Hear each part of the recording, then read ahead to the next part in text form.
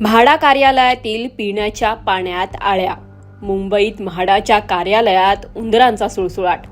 मुंबईच्या वांद्रे पूर्व परिसरात असलेल्या म्हाडा कार्यालयातील एक धक्कादायक प्रकार उघडकीस आलाय. कार्यालयात असलेल्या पिण्याच्या पाण्यात आळ्या सापडल्याने तिथल्या स्वच्छतेवर प्रश्नचिन्ह उपस्थित झालंय. कार्यालयातील वॉटर डिस्पेन्सरमध्ये पिण्याच्या पाण्यात जिवंत आळ्या आढळल्या. म्हाडाच्या कार्यालयात दररोज घरासंबंधी निगडीत आपली विविध कामं घेऊन येणाऱ्यांची वर्दळ असते. त्याचसोबत अनेक कर्मचारी देखील कार्यरत असतात. तरीही स्वच्छतेकडे दुर्लक्ष कसं झालं हा प्रश्न निर्माण झालाय. प्रत्येक मजल्यावर एक वॉटर डिस्पेन्सर असूनही देखभाल व नियमित साफसफाईचा अभाव असल्याचं निदर्शनास आलंय. हा संपूर्ण प्रकार उघडकीस आल्यानंतर म्हाडा प्रशासनाने पिण्याच्या पाण्याच्या टाक्या स्वच्छ करण्याचा निर्णय घेतलाय. मात्र केवळ टाक्या स्वच्छ करून प्रश्न सुटणार का?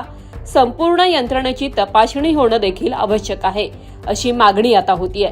दुसरी धक्कादायक बाब अशी की पिण्याच्या मुद्द्यासोबतच म्हाडा कार्यालयात उंदरांचा देखील मोठ्या प्रमाणात सुळसुळाट असल्याचं समोर आलंय आणि हे रोखण्यासाठी प्रशासनाची तारांबळ उडतीये. 100 पिंजरे लावून उंदीर पकडण्याची मोहीम प्रशासनाकडून सुरू केली गेली आणि त्यासाठी सुमारे 60,000 रुपये एवढा खर्च देखील करण्यात आला.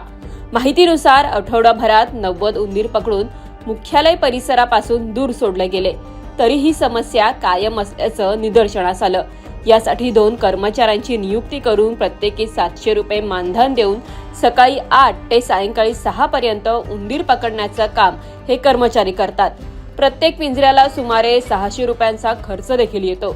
कार्यालयात उंदरांचा उपद्रव वाढल्याने कार्यालयातील केबल्स कुरतडणे आणि इतर नुकसान झाल्यामुळे कार्यालयीन कामकाजाला याचा फटका बसलाय.